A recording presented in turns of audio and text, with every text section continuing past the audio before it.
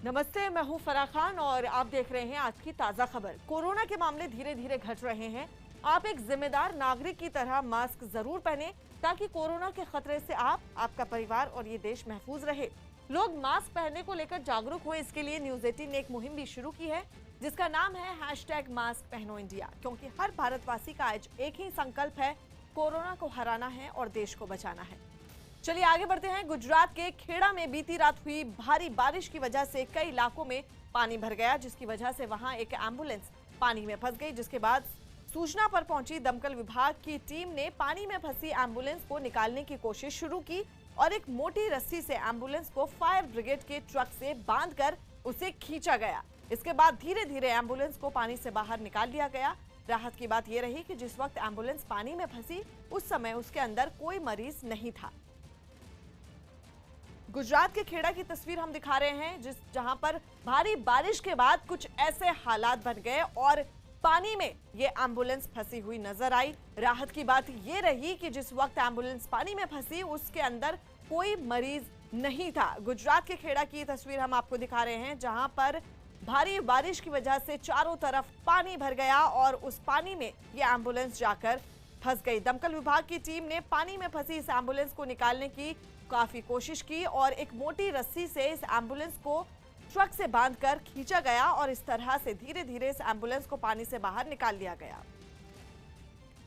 मध्य प्रदेश के देवास में कांग्रेस नेता प्रदीप चौधरी की गिरफ्तारी के बाद उनके समर्थकों ने थाने का घेराव कर दिया। उन्हें सरकारी संपत्ति को नुकसान पहुंचाने के आरोप में एक दिन पहले गिरफ्तार किया गया था, जिसके बाद उनके समर्थक आग बबूला हो गए और उन्होंने इस कार्रवाई के विरोध में थाने का घेराव कर हंगामा शुरू कर दिया। थाने के बाहर जुटी भीड़ ने वहां जमकर नारेबाजी की। अपने नेता को छुड़ाने के लिए इन प्रदर्शनकारियों ने जबरन थाने के अंदर घुसने की कोशिश भी की, लेकिन वहां पहले से ही बड़ी संख्या में तैनात पुलिस वालों ने उनकी इस मंशा पर पानी फेर दिया। प्रदीप चौधरी को पुलिस ने मामले में अरेस्ट किया, जो प्रदर्शन में आए। जब लोगों का गुस्सा शांत नहीं हुआ तो पुलिस ने उन्हें कोरोना का भी हवाला दिया, लेकिन पुलिस की इस चेतावनी को भी नजरअंदाज कर दिया गया। कोविड का समय चल रहा है, बिना मास्क वाला कोई ना रहे। वहां जुटे समर्थकों ने आरोप लगाया कि राज्य सरकार के इशारे पर इस कार्रवाई को अंजाम दिया गया। सत्ता के दंभ में आगे कार्रवाई प्रदीप चौधरी पे की गई है। थाने के बाहर ये सियासी ड्रामा कई घंटों तक चला। दिल्ली के पास गाजियाबाद में पाबंदी के बाद भी 100 से ज्यादा लोग एक स्विमिंग पूल में नहाते नजर आए। कोरोना नियमों की धज्जियां उड़ाते इन लोगों की खबर जब प्रशासन को हुई तो पुलिस की एक टीम वहां पहुंची और छापा मारा, जिसके बाद वहां भगदड़ मच गई। पुलिस ने इस मामले में स्विमिंग पूल को सील करते हुए उसे चलाने वाले एक आदमी को हिरासत में भी ले लिया है और इसके साथ ही वहां मौजूद लोगों पर भी कार्रवाई का भरोसा दिया गया। बॉर्डर क्षेत्र में आज शाम को यह सूचना प्राप्त हुई कि एक स्विमिंग पूल का संचालन किया जा रहा है इस समय लॉकडाउन के टाइम पर। तत्काल पुलिस टीम रवाना की गई और संचालक है तो पकड़ लिया गया है। समुचित धाराओं में अभियोग पंजीकृत कर इनके विरुद्ध कार्रवाई की जा रही है। पाकिस्तान के कब्जे वाले कश्मीर के गिलगित बाल्टिस्तान में प्रदर्शन कर रहे सरकारी कर्मचारियों पर पाकिस्तान पुलिस ने बर्बरता दिखाई। ये लोग नौकरी में प्रमोशन समेत कई मांगों पर वहां के मुख्यमंत्री आवास के बाहर शांति से प्रदर्शन कर रहे थे, लेकिन पाकिस्तान पुलिस ने न केवल उन पर लाठीचार्ज किया बल्कि उन्हें वहां से हटाने के लिए आंसू गैस के कई गोले भी दागे, जिससे प्रदर्शनकारियों के बीच अफरा तफरी मच गई। इसके बाद प्रदर्शन कर रहे सरकारी कर्मचारियों को वहां से उठना पड़ा, लेकिन पाकिस्तान पुलिस की इस कार्रवाई से वो आग बबूला हो गए और गुस्से में आकर उन्होंने वहां लगे बैरिकेड तोड़ दिए। इससे पहले सैकड़ों की संख्या में प्रदर्शनकारी वहां धरना देते दिखाई दिए। पश्चिम बंगाल के हुगली में जिला कमेटी को भंग करने की मांग को लेकर बीजेपी कार्यकर्ताओं ने हंगामा कर दिया। बीजेपी प्रदेश अध्यक्ष दिलीप घोष जैसे ही पार्टी के दफ्तर पहुंचे, कार्यकर्ताओं ने उनका घेराव कर लिया और हंगामा करने लगे। बीजेपी कार्यकर्ताओं ने लॉकेट चैटर्जी समेत कुछ नेताओं को उनके पद से हटाने और जिला कमेटी को भंग करने की मांग की। हालांकि दिलीप घोष ने कार्यकर्ताओं को कोई जवाब नहीं दिया और वो बैठक करने दफ्तर के अंदर पहुंच गए, लेकिन थोड़ी ही देर बाद जब वो बाहर निकले तो हंगामा एक बार फिर शुरू हो गया। वहीं पार्टी में अंदरूनी कलह और अपने ऊपर लगे आरोपों से बीजेपी नेता लॉकेट चैटर्जी ने इनकार करते हुए इसे टीएमसी की साजिश करार दिया। उत्तर प्रदेश में अवैध शराब के कारोबार के खिलाफ पुलिस और आबकारी विभाग ने कई जिलों में ताबड़तोड़ छापेमारी की। कुछ दिन पहले अलीगढ़ में अवैध शराब के कहर से कई लोगों की जान चली गई। जिसके बाद यूपी प्रशासन एक्शन में आ गया और प्रदेश में अवैध शराब के ठिकानों को ध्वस्त करना शुरू कर दिया। ऐसी ही कुछ तस्वीरें देवरिया से सामने आई। उनमें एक तस्वीर में आबकारी विभाग के कुछ लोग एक नदी के किनारे अवैध शराब की एक भट्टी को नष्ट करते दिखे। इसके साथ ही वहां रखी गई सैकड़ों लीटर अवैध शराब जमीन पर बहा दी गई और उसे बनाने के काम में आने वाले बर्तनों को भी तोड़ दिया गया। अमेठी में भी पुलिस ने इस अभियान को जारी रखा। पक्की जानकारी पर पुलिस की 2 टीमों ने वहां के 2 मकानों पर धावा बोल दिया। तलाशी के दौरान उनमें एक मकान से अवैध शराब से भरे कई ड्रम मिले जिन्हें बहा दिया गया, जबकि एक दूसरे मकान में अवैध शराब की भट्टी मिली जिसे बाद में तोड़ दिया गया। प्रधानमंत्री नरेंद्र मोदी वीडियो कॉन्फ्रेंसिंग के जरिए सुबह 11 बजे विश्व पर्यावरण दिवस कार्यक्रम को संबोधित करेंगे। ये कार्यक्रम पेट्रोलियम एवं प्राकृतिक गैस मंत्रालय और जलवायु परिवर्तन मंत्रालय की ओर से संयुक्त रूप से आयोजित किया जा रहा है। इस साल के कार्यक्रम का विषय बेहतर पर्यावरण के लिए जैव ईंधन को बढ़ावा देना है। पर्यावरण को सुरक्षा प्रदान करने के उद्देश्य से हर साल 5 जून को विश्व पर्यावरण दिवस मनाया जाता है। विश्व पर्यावरण दिवस के दिन लोगों को पर्यावरण के प्रति जागरूक और इसको सुरक्षित रखने के लिए प्रेरित किया जाता है। कार्यक्रम के दौरान प्रधानमंत्री मोदी भारत में 2020 से 2025 के दौरान इथेनॉल सम्मिश्रण से संबोधित रोड मैप के बारे में विशेषज्ञ समिति की रिपोर्ट भी जारी करेंगे। दक्षिण अमेरिकी देश वेनेजुएला के वार्गस से हैरान करने वाली तस्वीरें सामने आई। वहां लोगों ने डेविल्स डांस नाम की परंपरा में बढ़ चढ़कर हिस्सा लिया। इन लोगों का दावा है कि ऐसा करने से उनको कोरोना संकट से जल्द छुटकारा मिल जाएगा। और इसी उम्मीद में सैकड़ों लोग अतरंगी कपड़ों में सड़क पर नजर आए, जो अनोखे तरीके से नाचते हुए आगे बढ़ते दिखे। हैरानी वाली बात यह थी कि इनके चेहरे अजीबोगरीब अंदाज से ढके हुए थे और इनमें कई लोग तो अजब गजब जानवर जैसे दिखने वाले लिबास में थे। कड़ी सुरक्षा में झूमते नाचे ये लोग एक चर्च तक पहुंचे तो कुछ घुटनों के बल चर्च की तरफ बढ़ते नजर आए। इन लोगों ने गिरजाघर की चौखट पर हाथ रखकर प्रार्थना की। डेविल्स डांस वहां की 300 साल पुरानी परंपरा है, जिसमें ये लोग शैतान जैसे भेष में गिरजाघर तक जाकर ऊपर वाले से हर बुरी ताकत से निजात के लिए दुआ मांगते हैं और इनका दावा है कि ऐसा करके इनको कोरोना जैसी महामारी से भी मुक्ति मिल जाएगी। बीजेपी अध्यक्ष जेपी नड्डा ने पार्टी के महासचिवों के साथ एक बैठक करेंगे। ये बैठक 2 दिनों तक चलेगी।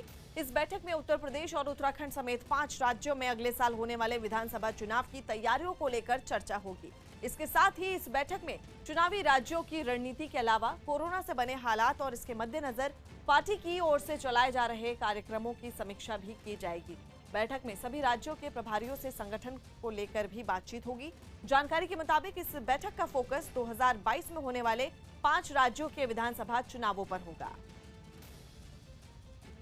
पश्चिम बंगाल के पूर्व मुख्य सचिव अलापन बंदोपाध्याय ने केंद्र सरकार के नोटिस का जवाब दिया। न्यूज 18 के अमित पांडे की रिपोर्ट है कि केंद्र सरकार ने उनसे पूछा था कि उन्होंने नेशनल डिजास्टर मैनेजमेंट के तहत नियमों का पालन क्यों नहीं किया और यास तूफान पर बुलाई गई पीएम की बैठक का हिस्सा क्यों नहीं बने। खबर है कि अलापन ने अपने जवाब में लिखा कि राज्य की मुख्यमंत्री उनकी अधिकारी थी और उनके निर्देश पर ही वो बैठक से गए, क्योंकि राज्य का मुख्य सचिव होने के नाते मुख्यमंत्री का निर्देश मानना उनका कर्तव्य था। यही नहीं, उन्होंने कहा कि ममता बनर्जी ने बैठक से जाने से पहले पीएम की इजाजत ली थी और उन्होंने पीएमओ को सारे कार्यक्रम की जानकारी दे दी है, इसलिए उन्होंने केंद्र सरकार के आदेश का उल्लंघन नहीं किया। लेकिन खबर है कि केंद्र अलापन के जवाब से संतुष्ट नहीं है और उन पर नेशनल डिजास्टर मैनेजमेंट एक्ट के तहत एफआईआर दर्ज कराई जा सकती है। कोरोना वैक्सीन को लेकर एक बड़ी खबर आई है। सूत्रों के हवाले से खबर है कि drugs controller general of India यानी डीसीजीआई ने सीरम इंस्टीट्यूट को भारत में स्पुतनिक वी वैक्सीन बनाने को मंजूरी दे दी है। साथ ही डीजीसीआई ने सीरम इंस्टीट्यूट को स्पुतनिक के लिए परीक्षण करने की भी इजाजत दी है। आपको बता दें, सीरम इंस्टीट्यूट ने इसकी मंजूरी के लिए आवेदन दिया था। इस समय डॉक्टर रेड्डीज लेबोरेटरीज भारत में रूस के स्पुतनिक वी टीके का उत्पादन कर रही है। मध्य प्रदेश के बैतूल से डरा देने वाली कुछ तस्वीरें सामने आई। वहां के बोरखेड़ी गांव में पीने के पानी की समस्या से जूझ रहे लोग अपने बच्चों की जान खतरे में डालकर उन्हें कुएं में उतारने को मजबूर हैं। 20 फीट गहरे उस कुएं से पानी निकालने के लिए वो लोग रोजाना गांव से 1 किलोमीटर दूर जाते हैं और उसके बावजूद गंदा पानी पीकर अपनी प्यास बुझाते हैं। वहां से जो तस्वीरें सामने आई उनमें कुछ लड़कियां कुएं में उतरती दिखी।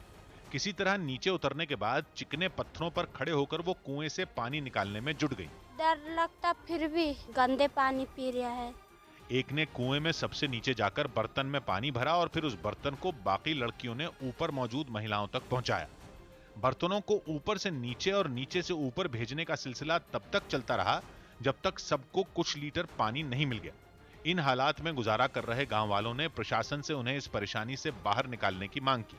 समस्या हमारे गांव को पानी नहीं मिल रहा। इस मामले के सामने आने के बाद जिला प्रशासन ने भरोसा दिया कि गांव में पानी की किल्लत को जल्द दूर किया जाएगा। पानी की समस्या तो तात्कालिक मतलब उसकी व्यवस्था बनाना होती है, वो हम बनवाएंगे। गांव में एक हैंडपंप भी लगा है लेकिन उससे पानी नहीं निकलता। इस वक्त की बड़ी खबर पंजाब से। भारी फजीहत और किरकिरी के बाद पंजाब सरकार ने निजी अस्पतालों को वैक्सीन बेचने का फैसला वापस ले लिया है। इसके साथ ही पंजाब सरकार ने निजी अस्पतालों से वैक्सीन वापस करने को कहा है। इसके बदले में राज्य सरकार निजी अस्पतालों का पैसा भी वापस करेगी। इससे पहले बीजेपी ने कैप्टन अमरिंदर सिंह सरकार पर वैक्सीन की कालाबाजारी का आरोप लगाया था। बीजेपी का आरोप है कि पंजाब सरकार ने केंद्र से 400 रुपए में मिलने वाली वैक्सीन को वहां के प्राइवेट अस्पतालों में 1060 रुपए में बेचा और अस्पतालों ने वही टीका लोगों को 1560 रुपए में लगाया। बीजेपी ने इसे पंजाब सरकार की 1-2 का 4 पॉलिसी बताते हुए उसे निशाने पर लिया। आरोप है कि पंजाब में निजी अस्पतालों को 42,000 वैक्सीन दी गई थी, जिनमें 41,400 वैक्सीन तुरंत वापस ली जाएगी, जबकि 600 वैक्सीन लगाई जा चुकी है। पंजाब सरकार ने यह फैसला विवाद के बाद पलटा। प्राइवेट हॉस्पिटल को फैसला किया अपन डोजी देने का, वैक्सीन देने का, वो हमारे सीएम साहब के सामने मैंने रखा कि ऐसे ऐसे करके जो बात हो रही है, तो उन्होंने इमीडिएटली इसके ऊपर इसका संज्ञान लेते हुए बोला कि इस चीज़ को करो और जो फैसला आपने लिया है उसको वापस लो। बाकायदा जो डोज जिनको सप्लाई की यदि वैक्सीन दी गई है वो सारी उसे वापस लेकर अपने स्टोर में लाओ। और जो हमारा बजट सेशन था उसमें सबसे पहले उन्होंने बोला सबको जो वैक्सीन फ्री लगाई जाएगी, तो फ्री लगाने का हमारा जो फैसला वो अटल है। केंद्रीय मंत्री अनुराग ठाकुर ने आरोप लगाया कि आपदा में भी कांग्रेस अफसर खोना नहीं चाहती। उन्होंने वैक्सीन की कालाबाजारी को शर्मनाक बताते हुए इस मामले पर सोनिया और राहुल गांधी से जवाब मांगा। पंजाब सरकार ने सोच समझकर ये पहला 80,000 पीस का जो ऑर्डर निकाला तो उसमें कम से कम 2 करोड़ 64 लाख रुपया कमाया, मुनाफा कमाया। और समझिए अगर ये 8 करोड़ वैक्सीन ले जाते तो कितने करोड़ का घोटाला होता।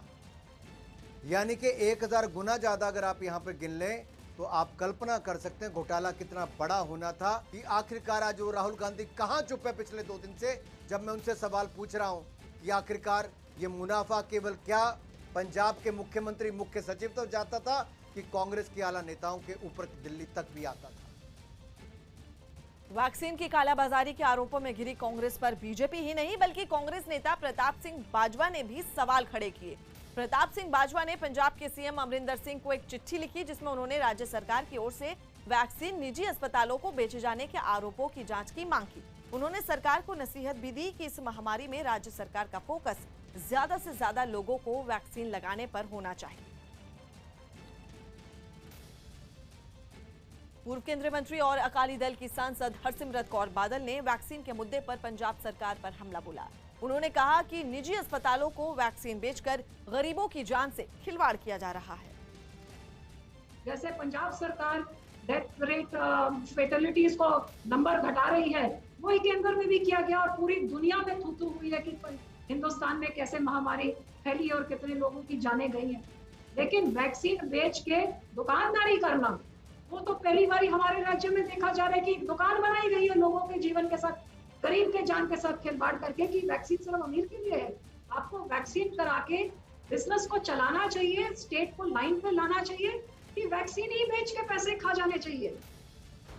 उत्तर प्रदेश के गाजीपुर में सेना की गाड़ी में जवान का शव नहीं लाए जाने से लोग भड़क गए और जमकर हंगामा किया। बताया गया कि असम में तैनात अभिषेक यादव ड्यूटी के दौरान एक सड़क हादसे का शिकार हो गए, जिसके बाद उनके शव को एम्बुलेंस के जरिए उनके घर भेजा गया। लेकिन इलाके के लोग जवान के शव को एम्बुलेंस में लाए जाने से भड़क गए। सैकड़ों की भीड़ हाईवे पर इकट्ठा हो गई और जमकर नारेबाजी करने लगी। इस दौरान जब प्रशासन की टीम उन्हें समझाने पहुंची तो उनकी गाड़ियों में भी तोड़फोड़ की गई। कुछ लड़के उग्र हो गए थे, उन्होंने 2-4 गाड़ियों में तोड़फोड़ भी की। वहां काफी देर तक यह हंगामा चलता रहा। इस दौरान कोरोना नियमों की भी धज्जियां उड़ा दी गई। न कोई मास्क लगाए दिखा, न ही जरूरी दूरी के नियम का ही पालन किया गया। पंजाब ही नहीं, राजस्थान में भी वैक्सीन पर सियासी जंग जारी है। राजस्थान सरकार ने केंद्र से 18 से 44 साल के लोगों के लिए मुफ्त वैक्सीन देने की मांग की है। इसके लिए राज्य के सभी जिला मुख्यालयों पर कांग्रेस विधायकों ने राष्ट्रपति के नाम ज्ञापन सौंपा, लेकिन बीजेपी ने इसे नौटंकी करार दिया और गहलोत सरकार पर जमकर हमला बोला। बीजेपी ने आरोप लगाया कि राज्य सरकार अपनी नाकामियां छिपाने के लिए ही ज्ञापन देने का नाटक कर रही है। तो वहीं बीजेपी नेता सतीश पुनिया ने कहा कि एक तरफ राजस्थान सरकार वैक्सीन के लिए फंड नहीं होने का रोना रो रही है, तो वहीं विधायकों के लिए बनाए जा रहे आवास पर करोड़ों रुपए खर्च कर रही है। राजस्थान में जिस तरीके से कल जेडीए ने शिलान्यास किया आवासों का, और उसको यदि वैक्सीन के खरीदने में लगाते तो ये कोई भी कह सकता है कि उनको उस पैसे को उसमें लगाना चाहिए, लेकिन वैक्सीन के मामले में भी जो 600 करोड़ रुपए विधायकों के लिए, उसका तो जवाब दें, कम से कम उनके क्षेत्रों में तो वैक्सीनेशन कराएं खरीद के। बीजेपी के आरोपों पर कांग्रेस ने भी सफाई दी। राजस्थान के शिक्षा मंत्री गोविंद सिंह डोटासरा ने कहा कि विधायकों के लिए बनाए जा रहे आवास से वैक्सीनेशन कार्यक्रम पर कोई असर नहीं पड़ेगा। ये कब का चालू किया हुआ है? वसुंधरा जी का प्लान है ये। कांग्रेस इसको इम्प्लीमेंट कर रही है। पहले ये प्लान बीजेपी के शासन में ही बना था, आपकी जानकारी नहीं होता आप पता लगा लेना। एमएलएज को जब जीर्ण शीर्ण आवास हो गए तो क्या राज्य सरकार की ड्यूटी नहीं है कि विधायक को रहने के लिए जगह दी जाए?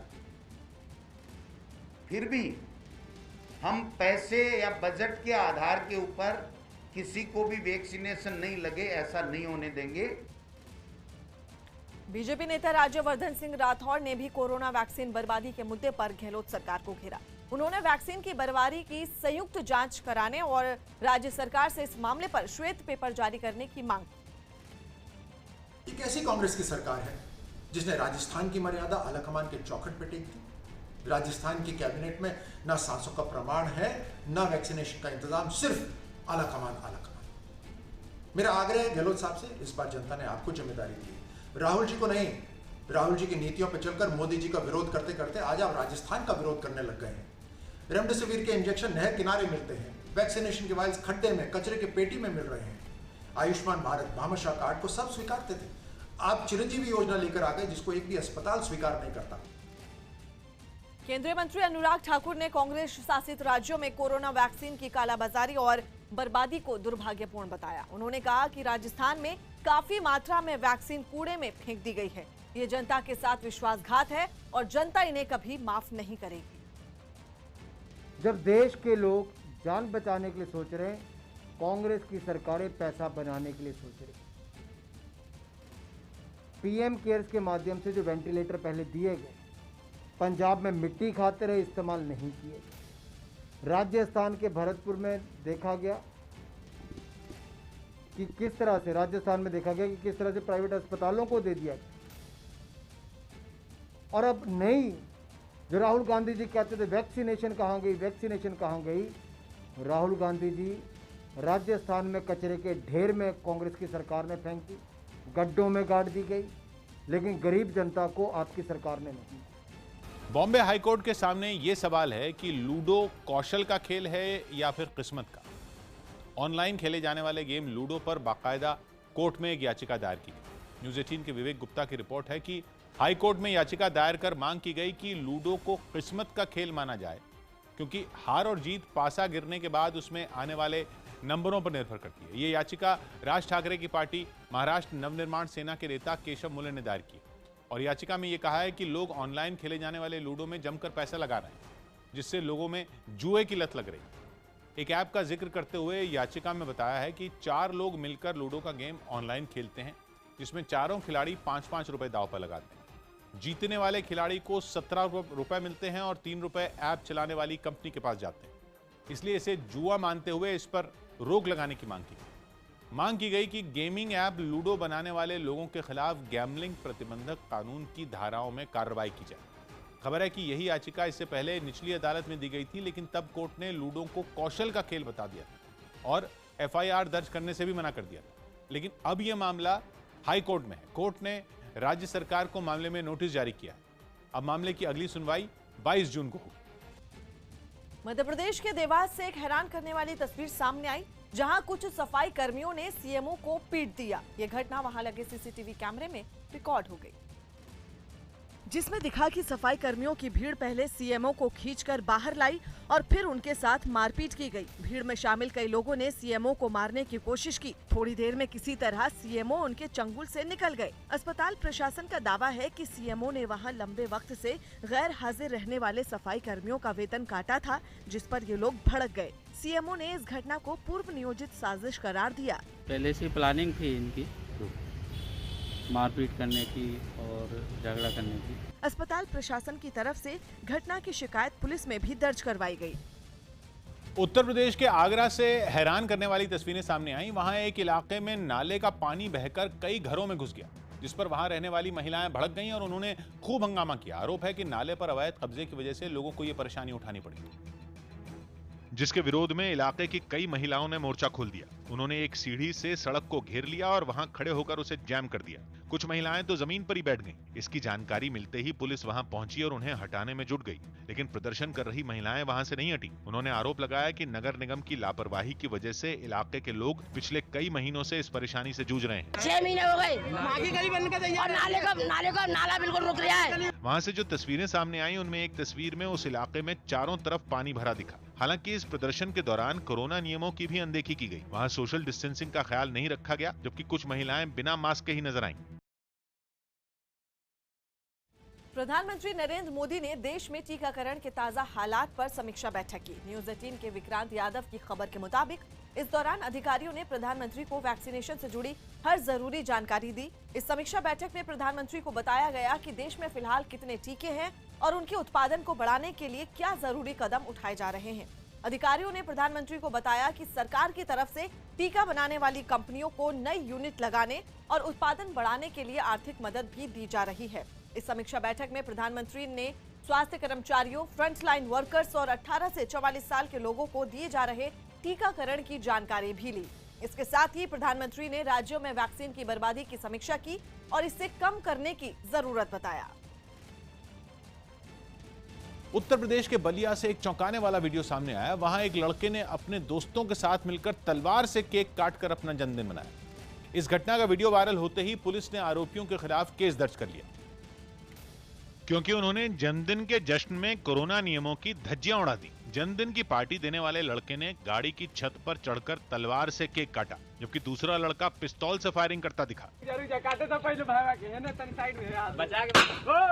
इससे पहले गाड़ी की छत और बोनेट पर कुछ केक रखे गए।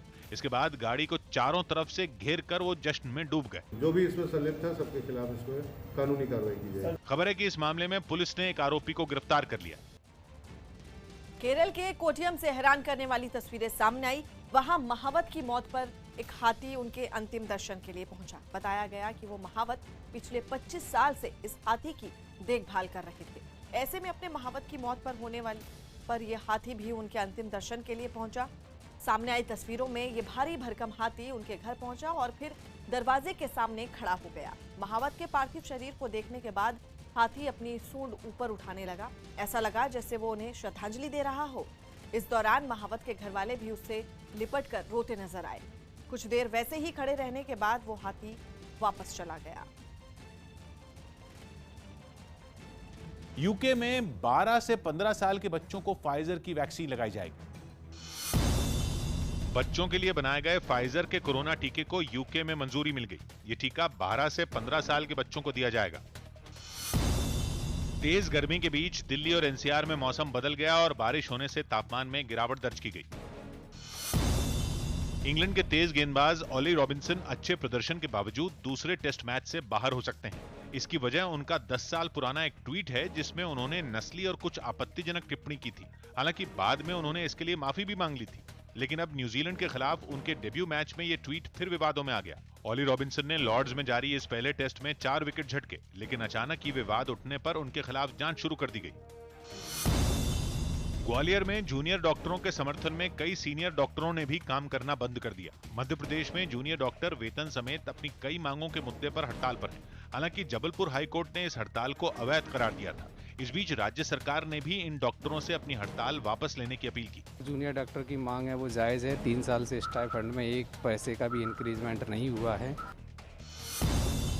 यूपी के लखीमपुर में एक अंतिम संस्कार में उमड़ी भीड़ का वीडियो सोशल मीडिया पर वायरल हो गया। इस दौरान किसी ने भी कोरोना नियमों का पालन नहीं किया। अब इस मामले में प्रशासन ने जांच के आदेश दे दिए। जो अधिनियम है उसके तहत जो भी कार्रवाई होगी वो कार्रवाई की जाएगी। जम्मू कश्मीर के पुलवामा में खेतों में जाकर किसानों को कोरोना का टीका लगाया गया। प्रशासन की ओर से यह कदम वहां के लोगों को जल्द से जल्द कोरोना वैक्सीन की डोज लगाने के लिए उठाया गया, ताकि उन्हें महामारी के खतरे से बचाया जा सके। और इस अभियान के तहत कुछ स्वास्थ्यकर्मी इलाके में खेतों में पहुंच गए और वहां काम करने वाले किसानों को एक एक कर कोरोना का टीका लगाया गया। तस्वीरें हम आपको दिखा रहे हैं कि इस दौरान वहां काम कर रहे लोगों ने बिना आनाकानी किए बड़े ही आराम से उन स्वास्थ्य कर्मियों से कोरोना वैक्सीन की डोज लगवाई। दिल्ली के रोहिणी इलाके से एक दिल दहला देने वाला वीडियो सामने आया। वहां एक हमलावर ने एक महिला पर चाकू से हमला कर दिया। बताया गया कि पड़ोस में रहने वाले इन लोगों के बीच किसी बात पर विवाद हुआ था, जिससे बौखलाया उस आदमी ने महिला पर चाकू से हमला कर दिया।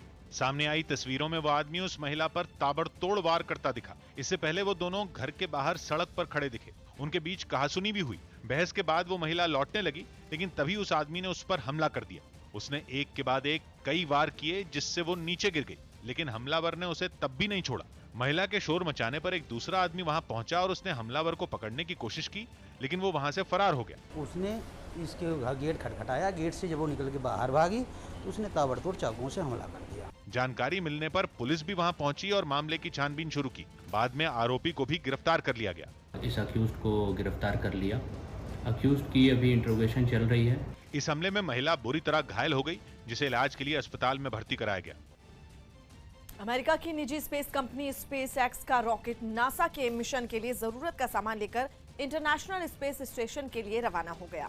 रॉकेट लॉन्च की तस्वीरों में स्पेस एक्स का फैल्कन 9 रॉकेट मिशन पर निकलने के लिए तैयार खड़ा दिखा और काउंटडाउन खत्म होते ही फ्लोरिडा से अंतरिक्ष में जाने के लिए उड़ गया। बताया गया कि रॉकेट में 3000 किलो से ज्यादा का हार्डवेयर और रिसर्च मटेरियल तो था ही, वो इंटरनेशनल स्पेस स्टेशन में काम कर रहे अंतरिक्ष यात्रियों को खाने पीने का सामान भी डिलीवर करेगा।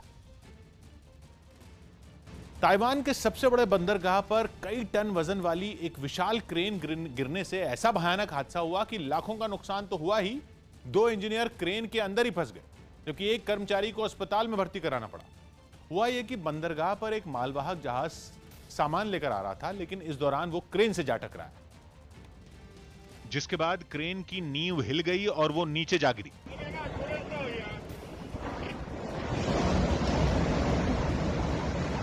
छियासी 86,000 टन वजन वाला विशाल जहाज जैसे ही क्रेन से टकराया, इतनी जोरदार आवाज हुई कि बंदरगाह पर तैनात कर्मचारियों के बीच भी खलबली मच गई।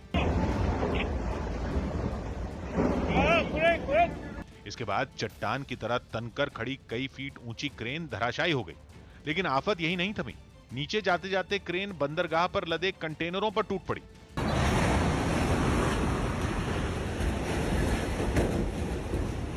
लंबी चौड़ी क्रेन को गिरता देख उसके सामने चींटियों की तरह नजर आ रहे बंदरगाह के कर्मचारी जान बचाने के लिए भाग खड़े हुए।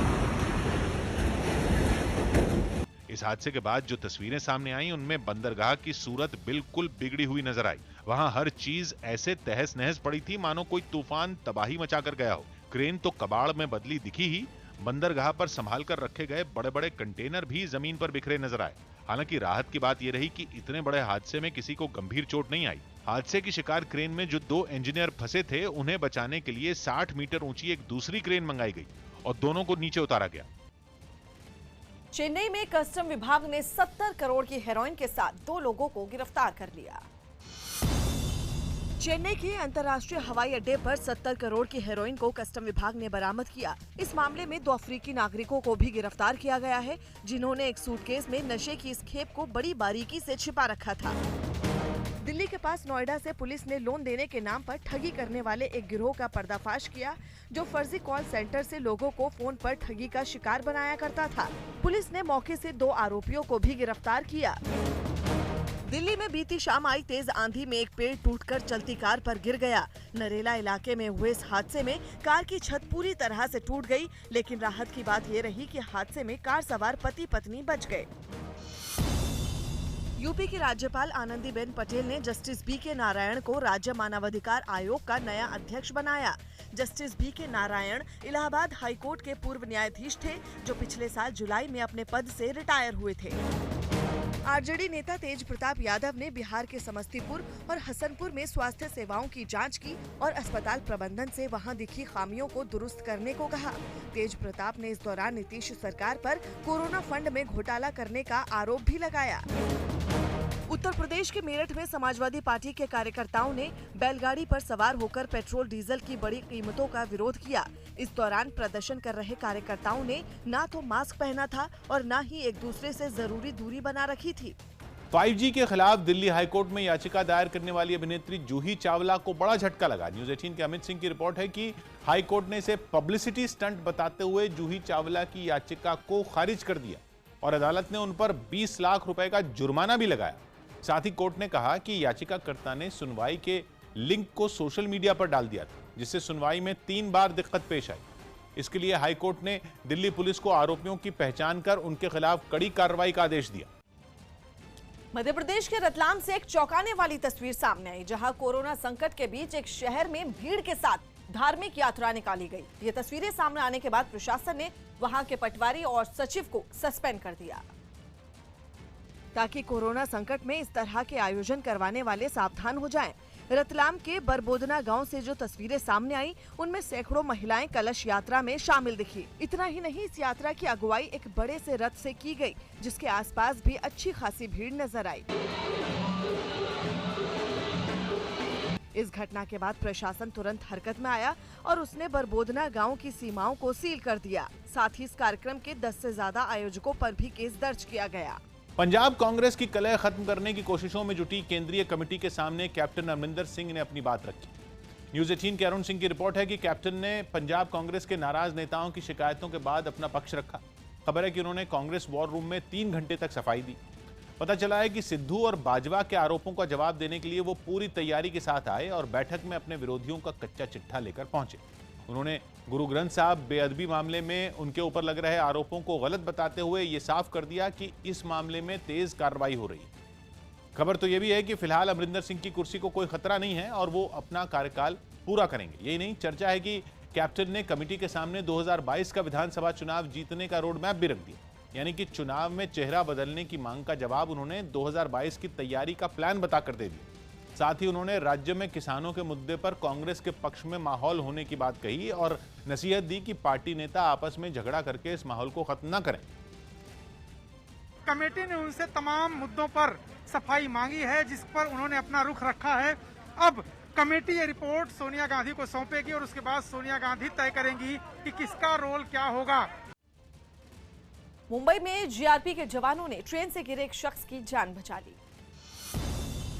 मुंबई के डॉकयार्ड रेलवे स्टेशन पर जीआरपी के जवानों ने ट्रेन से गिरे एक शख्स की जान बचा ली। घटना की सीसीटीवी तस्वीरों में दिखा कि जैसे ही ट्रेन चली, उस शख्स ने ट्रेन से उतरने की कोशिश की, जिसमें उसका संतुलन बिगड़ गया और वो प्लेटफॉर्म पर गिर पड़ा। लेकिन इससे पहले कि कोई बड़ा हादसा होता, जीआरपी जवानों ने भागकर उसे पकड़ लिया, जिससे उसकी जान बच गई। दिल्ली के पश्चिम विहार इलाके में बीती शाम आई तेज आंधी और बारिश में वहां मौजूद एक पेड़ टूटकर गिर गया। इस घटना में वहां लगे बिजली के तार भी पेड़ की चपेट में आने से टूट गए, जिससे वहां तेज चिंगारी निकलती दिखाई दी। दिल्ली के पास गुरुग्राम में साइबर क्राइम के आरोप में पुलिस ने 3 लोगों को गिरफ्तार कर लिया। ये लोग अमेरिकी नागरिकों को फर्जी कॉल सेंटर के जरिए लंबे समय से ठगी का शिकार बना रहे थे, जिसकी जानकारी मिलने पर पुलिस ने ये कार्रवाई की। उत्तर प्रदेश के मेरठ में केंद्रीय मंत्री संजीव बालियान ने सड़क पर बेहोश पड़े एक शख्स को उठाकर अस्पताल पहुंचाया। बताया गया कि संजीव बालियान का काफिला वहां से गुजर रहा था और इसी दौरान उन्होंने सड़क पर बेहोश पड़े उस आदमी को देखा, जिसके बाद एम्बुलेंस की मदद से उसे अस्पताल पहुंचाया गया। गुजरात के वडोदरा में वन विभाग की टीम ने 12 मगरमच्छों का रेस्क्यू किया। बताया गया कि वहां एक इमारत को बनाने का काम चल रहा था और उसी दौरान इन मगरमच्छों को देखा गया, जिसकी जानकारी मिलने पर वन विभाग की टीम वहां पहुंची और मगरमच्छों को वहां से निकाल कर ले गई।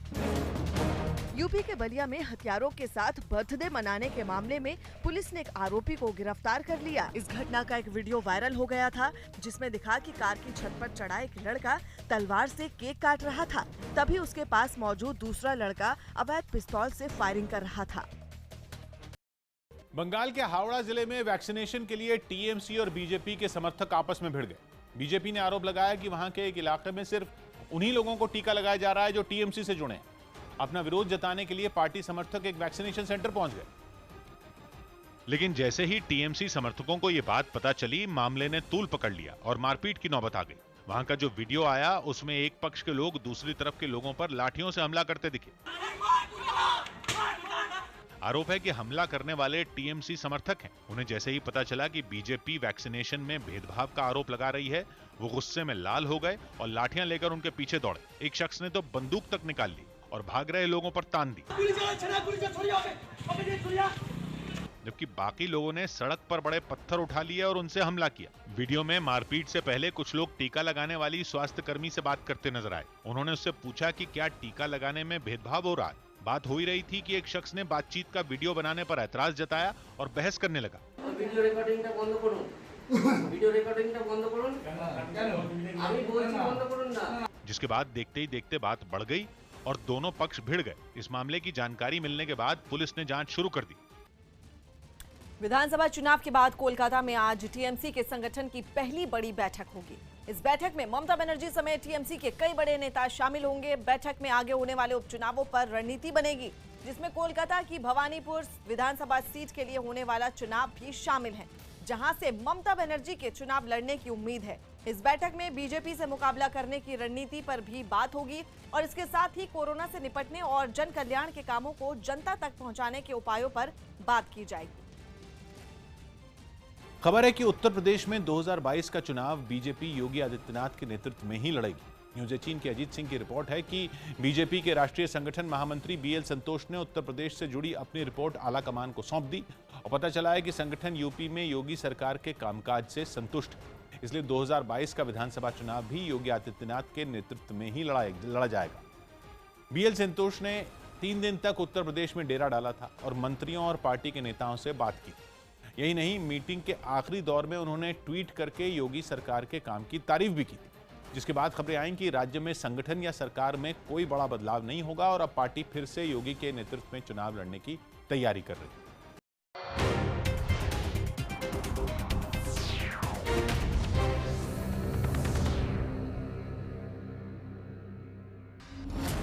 मुंबई के समुद्र में नई मुसीबत।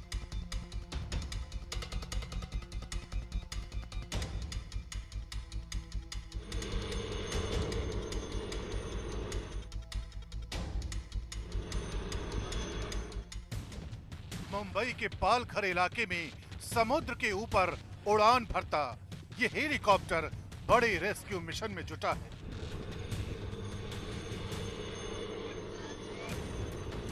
नेवी के कोस्ट गार्ड ने अपने हेलीकॉप्टर को समुद्र में एक ऐसे जहाज की निगरानी में लगाया है जो पानी में हजारों लीटर बर्बादी खोल सकता है। ये बर्बादी तेल के रूप में समुद्र के पानी से लेकर मछलियों तक सब कुछ खराब करने पर उतारू है। टाउटे तूफान के बाद उसमें फंसे गल कंस्ट्रक्टर जहाज को पालघर के इस समुद्री सीमा पर देखा जा सकता है, जहां पर वो रॉक से टकराया है, जिसमें करीब 80,000 लीटर से ज़्यादा ऑयल था, जो धीरे धीरे लीक होना शुरू हुआ है, जो आसपास के कई इलाकों में फैल चुका है, जिसके कारण समंदर के किनारे की सारी सीमाएं काली हो गई हैं और यहां पर ऑयल फैला हुआ है। टाउटे तूफान ने अब तक मुंबई, यहां के हजारों मछुआरे, कोस्ट गार्ड और समुद्र के सहारे जिंदगी चलाने वालों को राहत की सांस नहीं लेने दी है। मुंबई में टाउटे तूफान की वजह से समुद्र में फंसे शिपिंग कंपनियों के कुछ जहाज का रेस्क्यू अब तक जारी है। मुंबई के समुद्र में बार्ज गेल नाम का जहाज तूफान के बाद फंस गया था। इस जहाज में हजारों लीटर तेल भरा है। करीब 14 दिन से समुद्र में फंसा यह जहाज वडराई के पास पहुंच चुका है, लेकिन यहां पहुंचते ही ये तेज हवाओं की वजह से पत्थर से टकरा गया था, जिसके बाद दहानू और पालघर इलाके में आने वाले समुद्री तट पर जहाज से तेल का रिसाव शुरू हो गया। तेल को पानी में जाने से रोकने के लिए बड़े बड़े ऑयल टैंक लगाए गए हैं, लेकिन तेल दूर तक फैलता चला गया। गल कंस्ट्रक्टर से लीक हो रहे ऑयल को रोकने के लिए और साथ ही साथ समंदर के भीतर जो दूर तक ऑयल फैला हुआ है उसको रोकने के लिए यहाँ पर लगातार ऑपरेशन चल रहा है। कोस्ट गार्ड और कंपनी की तरफ से ऑपरेशन चल रहा है। साथ ही पॉल्यूशन कंट्रोल से जुड़े लोग भी यहाँ पहुंचे हुए हैं और इनकी कोशिश है कि ऑयल को रोका जा सके।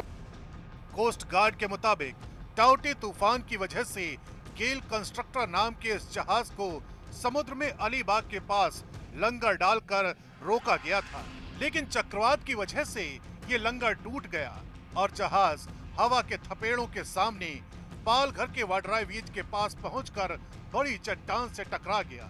जोरदार टक्कर की वजह से जहाज के कुछ अहम हिस्से टूट गए। जो हिस्से समुद्र तट के पास चट्टान से टकराए, उनमें से कई हिस्सों में तेल स्टोर करके रखा हुआ था। रेस्क्यू टीम के मुताबिक जहाज में करीब 80,000 लीटर तेल है, जो लगातार लीक होकर समुद्र में बह रहा है। काफी सारा तेल पानी में बहकर पालघर के तटों पर फैल गया है। कोस्ट गार्ड और शिपिंग कंपनी ने मिलकर समंदर के भीतर तेल के रिसाव को रोकने के लिए जहाज के आसपास बूम कंटेनमेंट बनाए हैं, जिससे तेल रिसाव की रफ्तार को कम किया जा सके। समंदर के आसपास के इलाके में जो फैला ऑयल है उसको आगे बढ़ने से रोका जा सके, इसलिए कई जगहों पर इन्होंने बूम लगा के रखा हुआ है। बूम यानी वो चीज जिससे ऑयल को फैलने से रोका जाता है, और बूम लगा के रखा हुआ है ताकि कॉर्डन करके इसको रोका जा सके। जब तक इस पूरे परिसर को क्लीन नहीं किया जाता है तब तक चारों तरफ इन्होंने कॉर्डन करके रखा हुआ है। गेल कंस्ट्रक्टर में लदे हजारों लीटर तेल में रिसाव शुरू होने के बाद मुंबई के दहानू और पालघर में मछुआरों के सामने बहुत बड़ा संकट खड़ा हो गया है।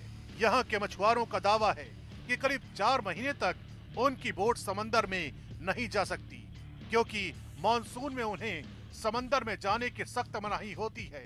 ऐसे में वो समुद्र तट के आसपास मछली पकड़कर अपना पेट भरते हैं, लेकिन तेल रिसाव के बाद अब समुद्र के तटों पर मछलियां भी नहीं आएंगी, क्योंकि तेल की वजह से मछलियां या तो मर जाएंगी या वो इस पानी से बचकर तटों से दूर ही रहेंगी।